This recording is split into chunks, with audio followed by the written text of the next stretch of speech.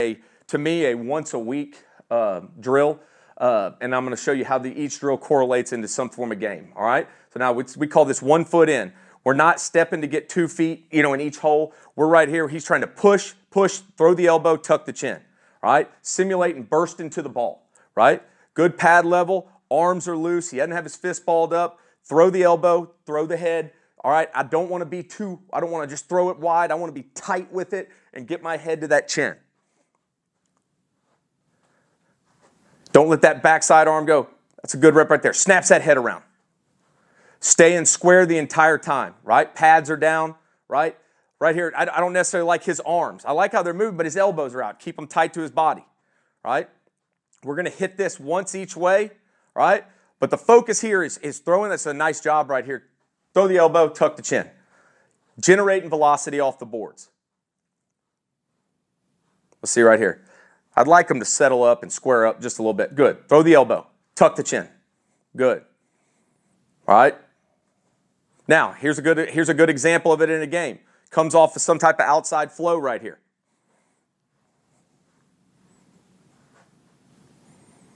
Watch the wheel backer right here. Watch the wheel backer. Slide, throw the elbow. A little wide with throw the elbow, tuck the chin. Can get involved in the tackle with a great angle, right? Working to burst to the ball. Everything, and the other thing about this drill too, all right, going back to it, is make sure you have some type of dot, a cone, right, that make them burst to a certain level, right? Don't let it just be a quick burst, right? In this case right here, I'm standing here. They have to burst through my GA right there, right? Probably because somebody took my dots. All right, going to the next progression. This is a good example of it from behind. Watch 13 right here. Slide, throw the elbow, tuck the chin, become a factor in the play. Right? Now, he doesn't make the tackle, but he's in a position, if that ball cuts back inside at a good angle and with good velocity, can go through and make the tackle and be a savior. All right, here's another look of it.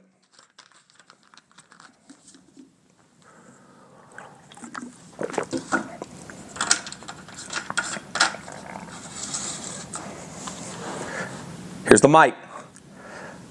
Becomes a factor, right? Hot feet, good base, good pad level. Drags that backside arm a little bit, but generates velocity, becomes a part of the tackle. Let's watch it from behind. Watch number 12 right here. And these are little things your guys don't necessarily, they think this is just a begin the day drill. When you show this to them, and hey, this stuff correlates. Generate velocity. Snaps the head, good angle, becomes a factor in the play. That's 1 foot in. All right, 1 foot in, rip and run. All right, now, we call this 1 foot out. All right, 1 foot out. We're pushing, same thought process. Sticking it tight, we're working the cutback. Watch right here what 12 does. He's tight.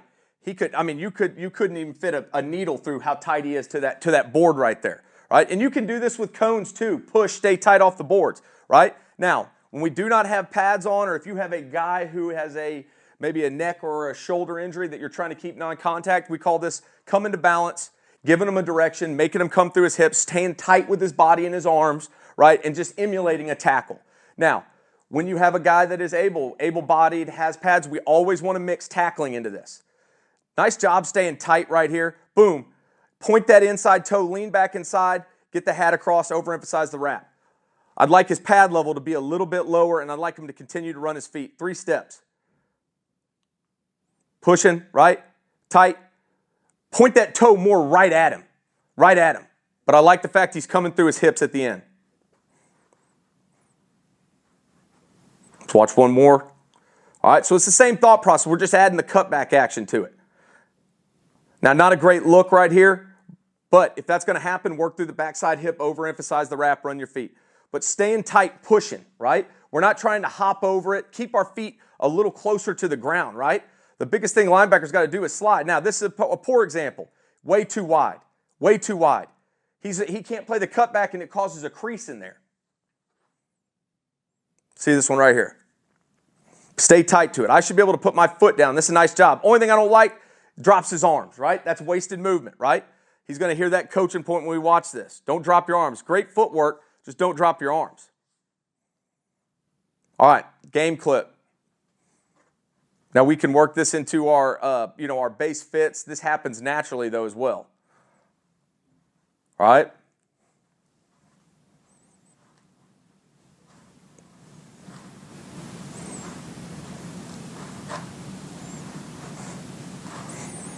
Example right here by the wheel backer. Staying tight. It's the same movement. It's not necessarily the cutback. All right, let's go to the wide shot. Look at 13 right here when they come off the shift.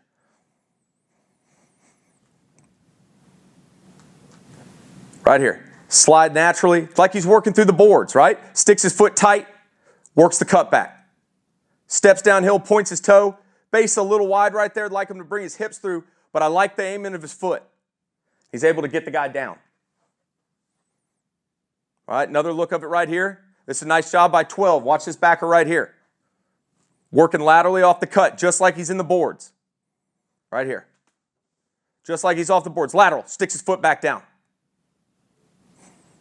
He's square, he's powerful through his hips. He's got that near knee, near shoulder, right to the hip of the ball carrier. He's working the cutback off it. Board straight to the game tape. All right, now I call this one pedal burst, okay? You're bursting, trying to stay tight off the back, come into balance as well. Same thought process with the 1 foot out drill I just showed. Come to balance if you don't have pads on or you have a guy maybe in a red jersey. But if you've got pads on, you should have somebody working the tackle. My big thing on any of these footwork drills is to make sure our shoulders are over knees, over toes. We're staying tight off the back of it, right? Now, the technique, I don't like this as much right here because he's not square. But I want to work the break and drive, right?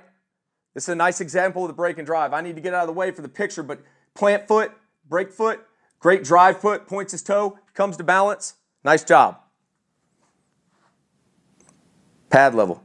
Square. He needs to square up a little bit. And everything we do when they come to balance, coach them on truly closing the cushion, right? We don't want to give a guy a two-way go.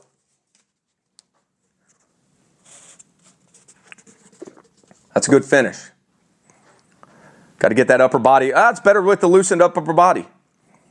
But he's got to come to balance just a little bit longer, bring his hands and hips through.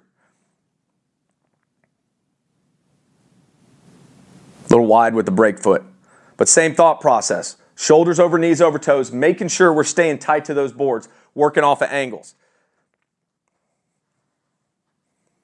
Another look of it. This is a nice clip of it right here. Boom, come to balance, through. Watch 11 right here. Shoulders over knees, over toes. Tight, that's a much better break by him. Tight, wrap, run your feet.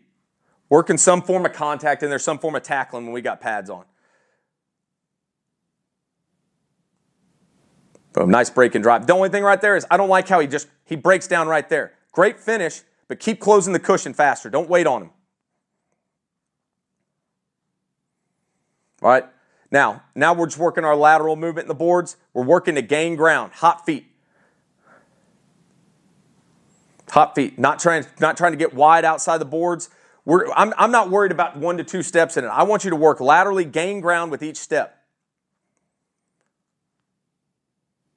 Staying tight to the sides of the boards, no creases.